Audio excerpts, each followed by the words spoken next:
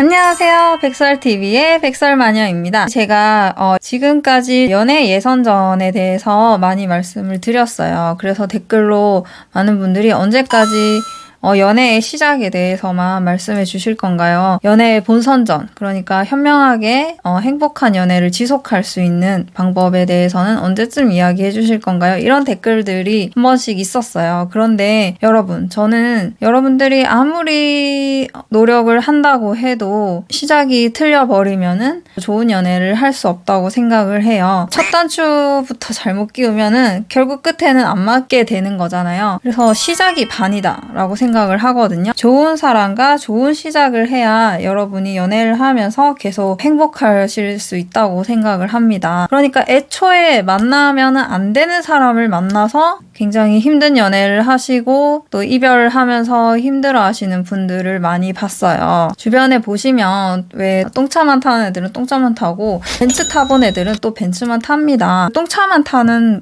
애들은 왜 그런 걸까요? 한마디로 사람 보는 눈이 없다는 거죠. 여러분들이 아무리 예수, 부처의 마음으로 남자친구한테 잘해준다고 해도 그 남자가 쓰레기나 똥 차면은 좋은 연애를 할 수 없다고 생각을 합니다. 그래서 오늘은 여러분들에게 처음부터 어떤 남자와 어떻게 시작을 해야 되는지, 그러니까 똥인지 된장인지 찍어 먹어보기 전에 알아볼 수 있는 정말 최고의 남자는 아니더라도 이 정도만 피하면은 반은 간다라고 할 수 있는 남자 보는 법 7가지를 소개해 드리도록 하겠습니다. 첫 번째는 한 달 안에 사귀자고 하지 않는 사람은 걸러라고 말씀드리고 싶어요. 썸인지 어장인지 가장 객관적으로 볼 수 있는 방법은 시간이라고 생각을 해요. 썸이라는 게 뭔가요? 또 썸을 또 자기 마음대로 해석을 하실 수가 있잖아요. 제 생각에는 소개팅을 받은 날부터 아니면은 1대1로 카톡을 한 날부터 아니면 1대1로 데이트를 한 날부터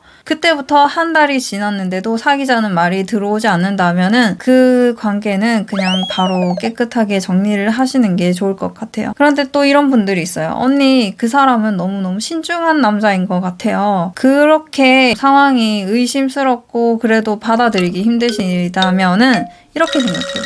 내가 수지였어도 이 남자가 한 달을 끌었을까? 자, 그리고 두 번째, 시간과 돈을 쓰지 않는 남자는 거르세요. 이거는 사귀기 전에 썸을 탈 때도 그렇고 사귀고 있는 중에도 되게 중요합니다. 이 남자와 나의 관계 안에서 시간과 돈을 쓰는 양이 나보다 적다. 그러면은 여러분이 생각한 것보다 여러분이 그 남자에게 소중한 존재가 아니라는 뜻이에요. 애초에 썸일 때 시간과 돈 쓰는 양이 나보다 작다. 그러면 접으시는 게 맞고요. 또 사귀다 보면은 그 시간과 돈 쓰는 양이 줄어들 수도 있잖아요. 처음에는 사귀기 전에는 굉장히 나한테 많은 시간을 투자하고 많은 돈을 썼는데 사귄 뒤로는 시간도 돈도 쓰지 않는다. 아니면 내가 쓰는 양보다 더 작아졌다라고 생각을 하시면은 접는 게 좋습니다.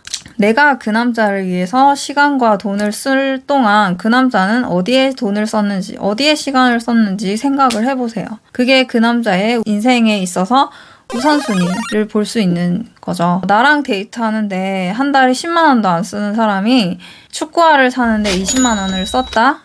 나는 신발보다 못한 존재인 겁니다. 접으시는 게 좋을 것 같아요. 그리고 세 번째, 엄마한테 잘하는 사람인지 보는 게 중요하다고 생각을 해요. 이걸 통해서 이 사람이 좀 갑질하는 경향이 있는지 없는지 알아볼 수 있다고 생각을 합니다. 보통 연애 강의나 이런 걸 보면은 식당 종업원한테 잘해주는지 보라고 그런 말들을 많이 하시더라고요. 이제 식당에 가면은 사람들이 자기도 모르게 갑질을 하게 되는 경향이 있으니까. 그런데 제가 생각하기에는 그렇게 종업원한테도 잘하고 밖에서도 정말 잘하시는 분들이 엄마한테는 막대할 수도 있어요. 왜냐하면 세상에서 제일 만만한 사람은 결국 엄마거든요.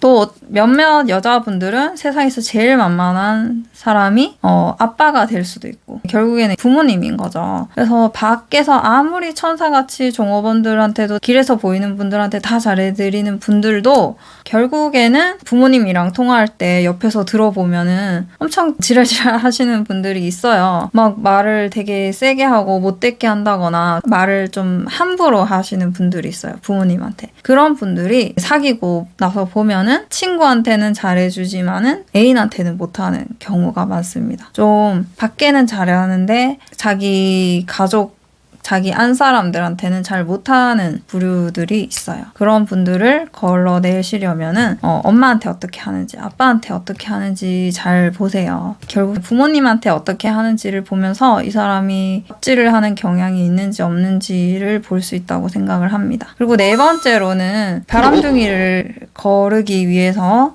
끼워놓은 얘기예요.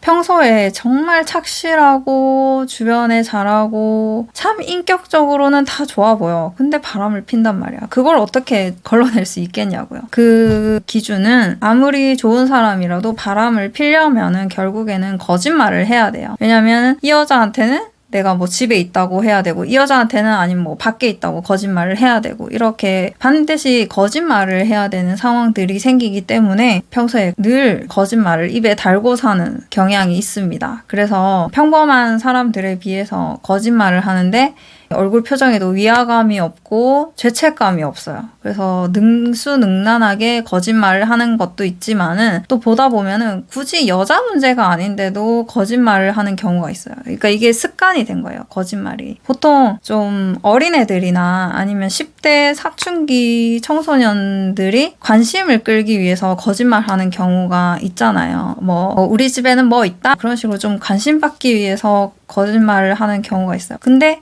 20대가 됐는데도 아직도 거짓말을 해서 말이 좀 앞뒤가 안 맞는 경우가 있어요. 그렇게 거짓말을 습관성으로 하시는 분들은 신용 문제에서 역시 걸을 필요가 있습니다. 바람둥이일 가능성이 높아요. 그리고 또 5번째는 속궁합이 맞는지가 굉장히 중요하다고 생각을 해요. 속궁합이라는 게 뭐 꼭 궁극의 명기라던가 뭐 궁극의 오르가즘을 느끼고 그런 문제가 아니라 나는 일주일에 7번 하고 싶은데 남자친구는 일주일에 1번 하고 싶어 한다. 그러면 그게 문제가 되는 거예요. 그러니까 일주일에 서로가 몇 번을 하고 싶은지가 굉장히 중요하다고 생각을 합니다. 그게 개개인의 성욕의 크기가 다른 문제일 수도 있고 내가 이 남자랑 안 맞기 때문에 하기 싫어서 한 달에 한 번도 겨우 할까 말까 할 수가 있잖아요. 예전에 제 친구 중에 여자친구인데 제가 뭐 너는 얼마나 자주 하냐 물어본 적 있어요. 근데 애가 완전 정색을 하는 거예요.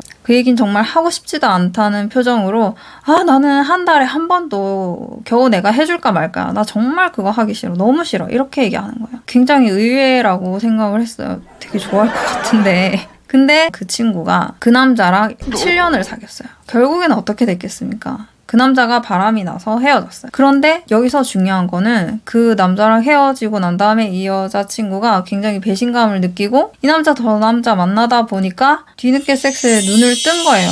그게 그 전 남친이랑은 정말 안 맞았던 거죠. 그러니까 너무 아프고 너무 하기 싫고 그래서 한 달에 한 번 겨우겨우 하던 그런 끔찍한 생활을 7년이나 했는데 깨지고 나서 신세계를 맛본 거야.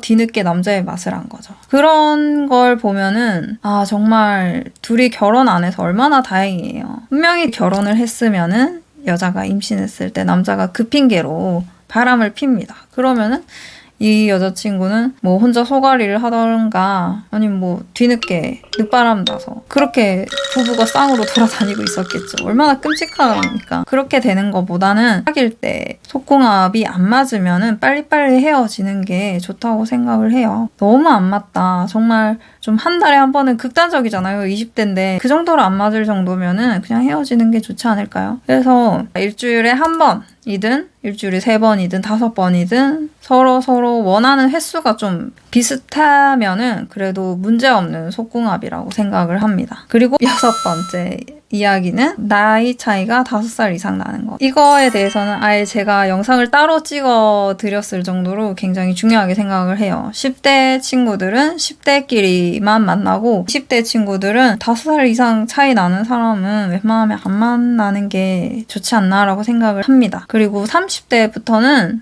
뭐 각자의 판단에 따라서 나이 차이가 많이 나도 만날 수 있다고 생각을 해요. 그리고 7번째 이야기는 후려치기. 그리고 오빠는 원래 그래 라는 화법을 쓰는 친구들은 걸렀으면 좋겠다는 이야기입니다. 가격 후려치기에 대해서도 또 영상을 찍었었어요. 그리고 여기에서도 제가 잠깐 지나가듯이 얘기한 것 같아요. 원래 화법에 대해서. 오빠는 원래 그래. 이게 플레임입니다. 예시를 들어보자면은 섹스가 끝난 다음에 여자랑 남자랑 침대에 이렇게 누워있는데 여자가 이렇게 말해. 오빠 우리 무슨 사이야? 그러면 남자가 그러겠죠. 우리? 만나는 사이지. 아 그게 뭔데? 우리 사귀는 사이야? 아 그걸 꼭 말로 해야 돼? 남자가 그렇게 얘기하죠. 여자가 왜 사귀자고 안 해? 그럼 남자가 오빠 원래 그런 말 잘 안 해. 오빠 원래 그런 말 해본 적이 없어. 제가 말씀드렸잖아요. 한 달 안에 사귀자고 안 하는 사람 걸으라고. 근데 사귀자고 안 했는데도 뭐 진도 다 나간 다음에 저한테 이렇게 말씀해요.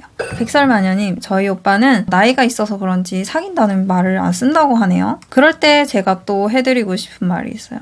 그 새끼가 수지랑 있었어도 그랬을까? 사귀자는 말 안 했을까? 수지한테. 나는 여자한테 사귀자고 해본 적이 없는데 라고 나오는 놈이 있으면 똑같이 얘기해줘야 돼요. 나는 그런 남자랑은 만나본 적이 없는데 나도 사귀자고 말 안 하는 남자랑은 만나본 적 없어 라고 끝을 내시는 게 가장 현명합니다. 그런 말을 들었는데도 끝까지 사귀자고 말 안 한다. 그러면은 게임 끝난 거죠. 그 남자들의 주장에 의하면 사귀자는 말이 뭐 별거야? 이렇게 얘기할 수 있잖아요. 근데 그게 정말 별거 아니라면 사귀자. 이 세 글자 말하는 게 뭐가 그렇게 어려운 얘기예요. 그냥 옆에 있는 여자한테 우리 오늘부터 사귀자 이렇게 얘기하면 되잖아. 그게 정말 별거 아니라면. 근데 그게 굉장히 별거기 때문에 입에 담지 않는 겁니다. 그 말은 굉장히 책임져야 될 게 많아지기 때문에 내가 이 여자 때문에 다른 여자를 못 만나기 때문에 그런 말을 하지 않는 거예요. 그래서 오빠는 원래 그래. 오빠 원래 사귀자는 말 안 해. 이런 말을 하는 남자는 거르시기 바랍니다. 자, 여기까지 여러분들이 존중받는 연애, 내 자존감을 해치지 않는 연애를 하기 위해서 걸러야 할 케이스들을 7가지를 소개해 드렸어요. 이 케이스들만 걸러도 반은 먹고 들어간다는 거 기억해 주셨으면 좋겠습니다. 시작이 반이라고 말씀드렸잖아요. 요즘은 똥차보다 더 심한 말 쓰더라고요. 쓰레기만 만나는 사람들을 쓰레기 콜렉터라고 하더라고요. 근데 쓰레기 콜렉터라는 말도 좀 많이 순화시킨 표현이라고 생각을 합니다. 쓰레기만 만나는 사람은 쓰레기통이에요. 쓰레기통. 쓰레기 콜렉터를 번역을 하면은 쓰레기통이라고 할 수 있겠네요. 그렇게 계속 쓰레기만 담다 보면은 내가 쓰레기가 되는 거예요. 여러분도 똑같은 사람입니다. 뭐 끼리끼리 만난다는 말이 있잖아요. 그러니까 내 눈에 봐도 정말 아니다 싶은 사람은 빨리 헤어지시고 주변 신변 정리를 잘 하시기 바랍니다. 네, 아름다운 젊은 시간 여러분 스스로 쓰레기통 되지 마시고요. 좋은 사람과 좋은 시간, 좋은 인연 만드시길 바랍니다. 오늘의 영상이 유익했다면 좋아요와 구독 눌러주세요. 안녕.